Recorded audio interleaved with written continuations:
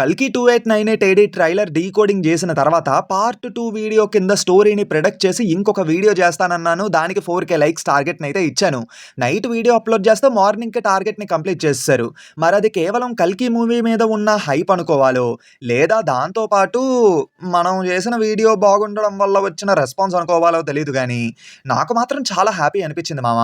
చెప్పాను కదా! Last 3 months నుంచి రీచ్ బాగా పడిపోయిందని.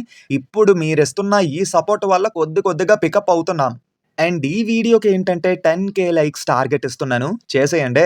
ఆల్రెడీ ఫ్యాక్ట్స్ ఛానెల్‌లోని అశ్వత్థాముడి హిస్టరీ గురించి చెప్తూ ఫుల్ వీడియో చేశాను. ఎండ్ కార్డ్స్‌లోని అలాగే కామెంట్స్‌లో కూడా పిన్ చేసి పెడతాను ఆ వీడియో లింక్‌ని. ఖచ్చితంగా చూడండి.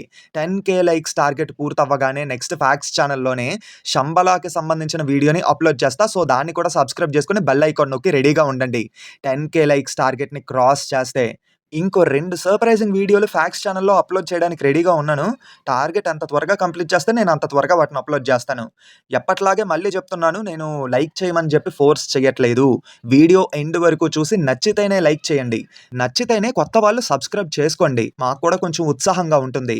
ఒకవేళ నచ్చకపోతే కింద కామెంట్స్‌లో చెప్పండి. మేము రెక్టిఫై చేసుకోవడానికి ట్రై చేస్తాం. ఇప్పటికే బాగా ఆలస్యం అయ్యింది. వాయిస్ ఓలేట్ మామ. ఇంకా మొదలు పెడదామా? Audio Jungle.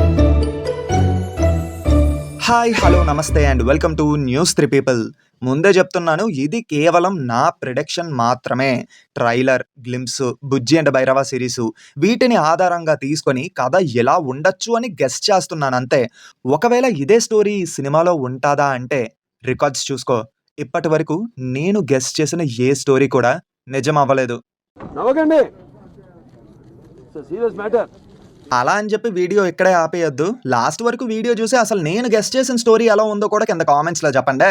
ఓపెన్ చేస్తే రాజేంద్ర ప్రసాద్ గారి క్యారెక్టర్‌తో మూవీ అయితే స్టార్ట్ అవుతుంది. రాజేంద్ర ప్రసాద్ గారి క్యారెక్టర్ ఏంటంటే 7 చిరంజీవుల్లో ఒకరైనటువంటి కృపాచార్యుడు. కృపాచార్యుడు ఆయనకి సంబంధించిన వాళ్ళతో కలిసి కాశీకి మైగ్రేట్ అవుతూ ఉంటారు. అయితే కృపాచార్యుడు కాశీలోకి అడుగుపెట్టిన వెంటనే ఒక అలార్మ్ మోగుతుంది. ఆర్టిఫిషియల్ ఇంటెలిజెన్స్ ఏం గెస్ చేస్తుందంటే కాశీలోకి ఒక అంతు తెలియని శక్తి ఎంటర్ అయ్యిందని చెప్తుంది. వెంటనే కమాండర్ మానస్ అలర్ట్ అయ్యి రైడర్స్‌ని పంపించి కొత్త వాళ్ళు ఎవరైనా కాశీలోకి వచ్చారంటే వాళ్ళని తీసుకొని రమ్మని చెప్తాడు. అయితే మనకి ట్రైలర్‌లో ఇతన్ని చూపిచ్చారు కదా! ఇతన్ని మనం గురువర్య అనే పేరుతో పిలుద్దాం. యాక్చువల్లీ ఈయన క్యారెక్టర్ ఏంటంటే, ఈయనకి కంప్లీట్ హిస్టరీ గురించి డీటెయిల్డ్‌గా అండ్ బాగా తెలుసు. అక్కడున్న వాళ్ళందరిలో ఈయనకు మాత్రమే. కృపాచార్యుడు అతని మనుషులతో కలిసి కాశీలోకి అడుగుపెట్టిన తర్వాత విశ్రాంతి తీసుకుందామనుకున్న ప్లేస్‌లోని ఒక బాక్స్ ఓపెన్ చేస్తాడు. ఆ బాక్స్‌లోని ఒక మణి ఉంటుంది.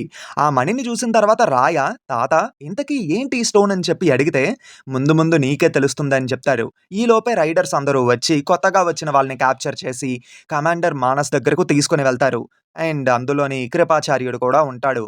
అయితే అంతమందిలో కూడా గురువర్యకి కృపాచార్యుడిని చూస్తే ఏదో తెలియని వైబ్ అనేది క్రియేట్ అవుతుంది. వెంటనే అతనిని చెక్ చేయండి అని చెప్పి పంపిస్తారు. కృపాచార్యుడిని పూర్తిగా చెక్ చేసిన తర్వాత అతని దగ్గర ఒక బాక్స్ కనిపిస్తుంది. ఆ బాక్స్‌లోని గ్రే కలర్‌లో ఒక స్టోన్ ఉంటుంది. కమాండర్ మానస్ ఆ స్టోన్‌ని చూసి, ఒకవేళ మనం అనుకుంటున్న ఆ శక్తి ఇదేనా అని అనగానే, అప్పటి వరకు గ్రే కలర్‌లో ఉండే ఆ స్టోన్ ఒక్కసారిగా వెలుగుని చిమ్మడం మొదలుపెడుతుంది. ఆ స్టోన్ నుంచి వచ్చే వెలుగుకి చుట్టుపక్కల ఏదీ కనిపించట్లేదు.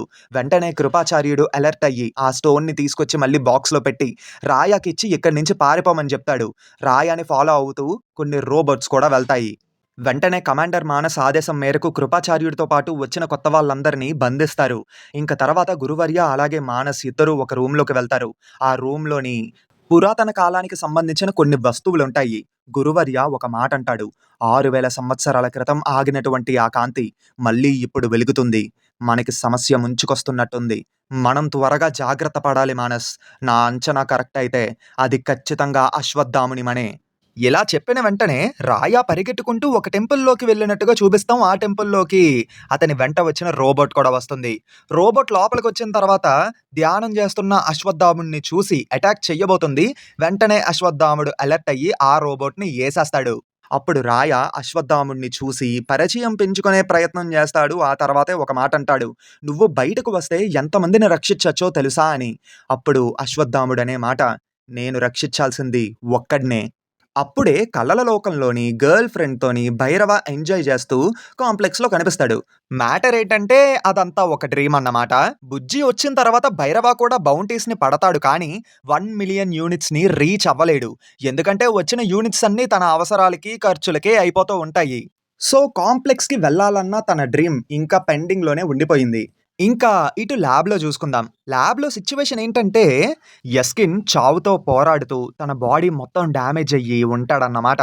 కాకపోతే అతను చాలా పవర్‌ఫుల్. అతనిలో ఏదో తెలియని శక్తి అనేది ఉంటుంది. సో, అతను రీబర్త్ అవ్వాలి అనే ఆలోచనలో ఉంటాడు. అంటే తన డీఎన్ఏ ద్వారా ఒక బేబీ బయటకొచ్చిందంటే ఆ బేబీ నుంచి ఒక సీరమ్‌ని బయటకు తీసి తనలో ఇంజెక్ట్ చేసుకుంటే మళ్ళీ నార్మల్‌గా మారిపోయి చావుని కూడా జయించగలంత పవర్‌ఫుల్‌గా మారతాడన్నమాట. అయితే వీళ్ళేం చేస్తారంటే చిన్నప్పుడే కొంతమంది అమ్మాయిలను కిడ్నాప్ చేసి, వాళ్ళను పెద్దయినంత వరకు చాలా కేర్‌ఫుల్‌గా అండ్ హెల్తీగా పెంచి, ఆ తర్వాత వాళ్ళ బాడీలోకి యస్కిన్ యొక్క సీమన్‌ని పంపించేవారు. కాకపోతే ప్రతి అమ్మాయి ఆ పవర్‌ని తట్టుకోలేక చనిపోతూ ఉండేది. బేబీస్ కూడా పుట్టేవారు కాదన్నమాట. అయితే ఒక 200 డేస్ ముందు యస్కిన్‌కి ఏదో సమస్య రాబోతుందని చెప్పి అర్థమవుతుంది. ఇంకా ఈ ప్రాజెక్ట్‌ని లేట్ చేస్తూ పోతే సమస్య ఇంకా పెద్దదవుతుందని గ్రహిస్తాడు. అండ్ ఇంకొకటేంటంటే కాంప్లెక్స్‌లోని కురుక్షేత్ర యుద్ధంలో పాల్గొన్నటువంటి కొంతమంది వీరుల డీఎన్ఏ కూడా ఉన్నదన్నమాట. అండ్ అందులోని శ్రీకృష్ణుడి డీఎన్ఏ కూడా ఉంది. అందుకే రిస్క్ అయినా పర్లేదు ఒక సబ్జెక్ట్‌ని చేసుకొని తనలోకి శ్రీకృష్ణుడి డీఎన్ఏని ఇంజెక్ట్ చేసి బేబీకనేలా చెయ్యమని జెప్తారు. ఇది రిస్క్ అని జెప్పినా వినరు. అండ్ ప్రాజెక్ట్ కే అంటే ప్రాజెక్ట్ కలి. అండ్ యస్కిన్ చెప్పిన మాట ప్రకారం ఒక హెల్తీ సబ్జెక్ట్‌ని చేసుకుంటారు. తనే సమ్ 80 తనలోకి శ్రీకృష్ణుడి డీఎన్ఏ పంపిస్తారు గానీ ఫెయిల్ అయ్యింది అన్నట్టుగా కనిపిస్తుంది. కానీ సమ్ 80 మాత్రం ఇంకా బ్రతికే ఉంటుంది. ఎందుకంటే తను శంబలాకి సంబంధించినటువంటి అమ్మాయి. ఇంక తను ఎవరి కూతురో కాదు. మూవీలోని శోభన గారు కూడా ఒక కీ రోల్ ప్లే చేస్తున్నారు. ఆవిడ కూతురన్నమాట. ఒక అన్‌ఫార్చునేట్ సిట్యుయేషన్ వల్ల తనిలా రైడర్స్‌కి చిక్కుకుపోతుంది. తను శంబల నుంచి వచ్చిన అమ్మాయి అవ్వడం వల్ల తనలోని ఉండే జీన్స్ కృష్ణుడి డీఎన్ఏ తన బాడీలోకి వచ్చిన తర్వాత కంట్రోల్ చెయ్యగలిగాయి. అందుకే తను బ్రతకగలిగింది గానీ, ప్రాజెక్ట్ సక్సెస్ అయ్యిందో లేదో అనేదే వాళ్ళకి ఐడియా రాలేదు. సో, తన్ని సేఫ్‌గా ఒక చోట ఉంచారు. అండ్ 5 మంత్స్ తర్వాత తను ప్రెగ్నెంట్ అని చెప్పి తెలుస్తుంది. అండ్ ఇంకొకటేంటంటే, శంబలాకి సంబంధించిన కొంతమంది ఇన్ఫార్మర్స్ రైడర్స్‌లో కలిసిపోయి సీక్రెట్ ఏజెంట్స్‌గా ఉంటారు. ఇంక కృష్ణుడి డీఎన్ఏకి సంబంధించిన ఇన్ఫర్మేషన్‌ని సంబలాలో ఉండే రెబెల్స్ హెడ్‌కి పాస్ చేస్తారు. సో, తనని కాపాడాల్సిన అవసరం ఎంతైనా ఉంది అని చెప్పి వాళ్ళు కూడా వాళ్ళ ప్లాన్‌ని స్టార్ట్ చేస్తారు. అండ్ ఇదే టైంలో అశ్వత్థాముడికి తన మణి తన దగ్గరలోనే ఉంది అన్న స్పర్శ తెలుస్తుంది.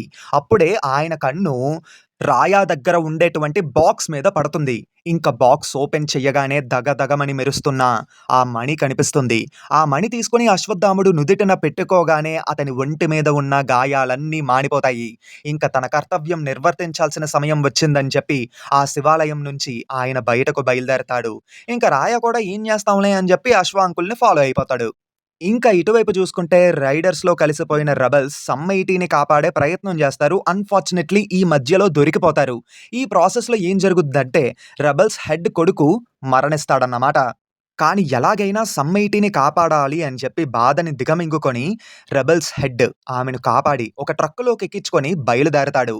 కాంప్లెక్స్‌లో ఉండే రైడర్స్‌తో పాటు బౌంటీ హంటర్స్‌కి కూడా ఇన్ఫర్మేషన్‌ని పాస్ అయ్యేలా చేస్తాడు కమాండర్ మానస్. పట్టుకున్న వాడికి 5 స్టార్ బౌంటీ 1,000,000 యూనిట్స్ పక్కా అని చెప్పగానే భైరవ ఎగిరి గంతేసి బుజ్జిలోకి కూర్చొని వెంటనే బయలుదేరతాడన్నమాట. అండ్ ఇదే టైంలోని ట్రక్కు అశ్వత్థాముడిని క్రాస్ చేస్తుంది. అశ్వత్థాముడికి తాను నిర్వర్తించాల్సిన కర్తవ్యానికి సంబంధించిన స్పర్శ కూడా తగులుతుంది. వెళ్లి ఆ ట్రక్కుని ఆపి చూస్తే లోపల సమ్ 80 గర్భిణీ స్త్రీగా ఉన్నది. అది చూసిన తర్వాత తను కాపాడాల్సిన ప్రాణం ఈ ప్రాణమే అని చెప్పి అశ్వత్థాముడికి అర్థమవుతుంది.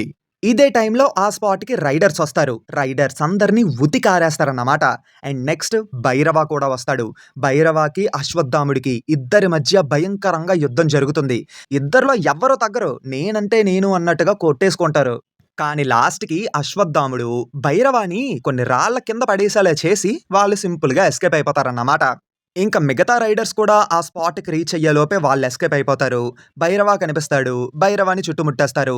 నేను మాత్రమే ఆ అమ్మాయిని తీసుకొని రాగలను. రికార్డ్స్ చూసుకో. ఇప్పటి వరకు ఒక్క ఫైట్ కూడా ఓడిపోలేదు. ఇది కూడా ఓడిపోను అని ఛాలెంజ్ విసురుతాడు. ఇంకోవైపు యస్కిన్ ఇంకా సీరియస్‌గా ఉంటాడు. ఎందుకంటే శ్రీకృష్ణుడి డీఎన్ఏ చాలా అవసరం. Very powerful. అది గాని తప్పిందంటే అంతే సంగతులు. అందుకే. అండ్ భైరవ ఏంటంటే తెలివిగా తన దగ్గర ఉండే గ్యాడ్జెట్‌ని ఆ ట్రక్కులో పడేసేలా చేస్తాడన్నమాట. ఈ ప్రాసెస్‌లో ఏంటంటే ఆ ట్రక్ ఎక్కడి దాకా వెళ్తుందో బుజ్జి కాలిక్యులేట్ చేసేస్తుంది లొకేషన్‌ని. ఒక స్పాట్ వరకు చేరుకోగలిగారు గానీ, ఆ స్పాట్ నుంచి వాళ్ళెక్కడికెళ్లారో వాళ్ళకి కూడా అర్థం గాలేదు. ఇంక చాలా కాలం తర్వాత సమ్ 80 మళ్ళీ శంబలాలోకి అడుగుపెట్టింది.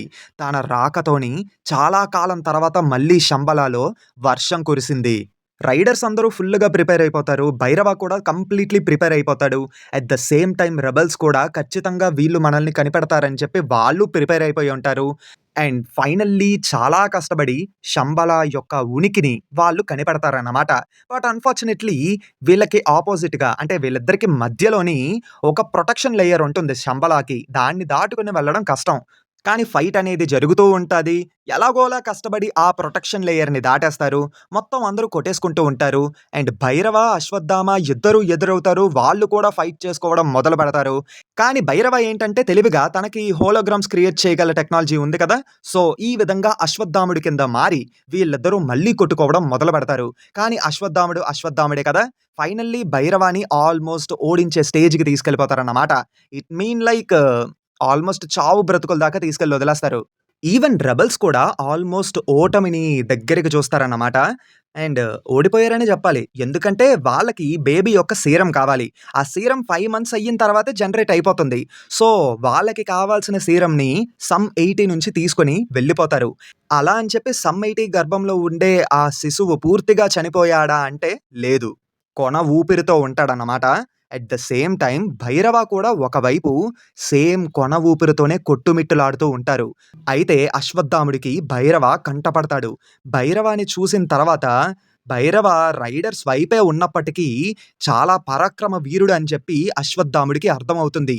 సో, ఇప్పుడు ఈ బేబీని కాపాడాలంటే ఒక పవర్‌ఫుల్ సోల్ అనేది ఖచ్చితంగా కావాలి. And Bhairava is that soul. Ashwatthama తన నుదిటిన ఉన్న మణి యొక్క సహాయంతోని భైరవలో ఉండే శక్తి మొత్తాన్ని గర్భంలో ఉండే ఆ శిశువులోకి పంపే ప్రయత్నం జేస్తారు. ఇది చాలా రిస్కీ ప్రాసెస్ అయినప్పటికీ అశ్వత్థాముడు తన ప్రాణాన్ని పణంగా పెట్టి మరి మణి యొక్క పవర్‌తో పాటు భైరవలో ఉన్న ఆ సోల్‌ని బేబీలోకి ట్రాన్స్‌ఫర్ చేస్తారు. At the same time serum కాంప్లెక్స్‌కి చేరుతుంది. ఆ సీరంని యస్కిన్‌లోకి పంపగానే కొద్ది కొద్దిగా యస్కిన్ నార్మల్ అవుతూ ఉంటారు. ఇంకా కళ్ళు మూసుకున్న యస్కిన్ కళ్ళు తెరవగానే ఎర్రని కళ్ళు మనకి కనిపిచ్చి క్లోజ్ అయిపోతుంది. 4 నెలల తర్వాత శంబలాలోని ఒక చంటి పిల్లాడి అరుపు వినిపిస్తుంది. అంతే. ఆ అరుపు బయట పడగానే మిగిలిన చిరంజీవులకి కూడా వాళ్ళ కర్తవ్యం నిర్వర్తించాల్సిన సమయం ఆసన్నమయ్యిందని చెప్పి అర్థమవుతుంది. ఇంక శోభన గారు ఆ బేబీని ఆమె చేతుల్లోకి తీసుకొని చెవిలో 'కల్కి' అని చెప్పి నామకరణం చేస్తారు. అండ్ 'ద కల్కి సినిమాటిక్ యూనివర్స్ బిగిన్స్ నౌ'. సరే, ఎలా ఉంది మామ స్టోరీ? బానే చెప్పాననుకుంటున్నాను. బావుందంటే ఓకే. బాలేదంటే కింద కామెంట్స్‌లో చెప్పండి. మాట్లాడుకుందాం. అండ్ లాజిక్స్ గురించి అడగద్దే. అంటే చెప్పేటప్పుడు మీకెందుకో కొంచెం లాజిక్‌లెస్‌గా అనిపించొచ్చు గానీ, స్క్రీన్ మీద కరెక్ట్‌గా ప్రెజెంట్ చేస్తే మీకా ఫీలింగ్ అయితే కలగదు. అండ్ ఫైనల్లీ ఇక్కడితో వీడియో సమాప్తం. వీడియో నచ్చితే ఖచ్చితంగా లైక్ చేయండి. అలాగే మీ ఒపీనియన్‌ని డెఫినైట్‌లీ కింద కామెంట్స్‌లో చెప్పండి. మీ ఒపీనియన్ కూడా చాలా ఇంపార్టెంట్ మాకు.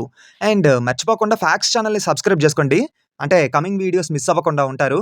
ఆల్సో 10,000 లైక్స్ టార్గెట్‌ని కూడా పూర్తి చేసేయండి. మళ్ళీ కొత్త వీడియోతో మీ ముందుకి ఖచ్చితంగా వస్తాను. Until then take care and bye by.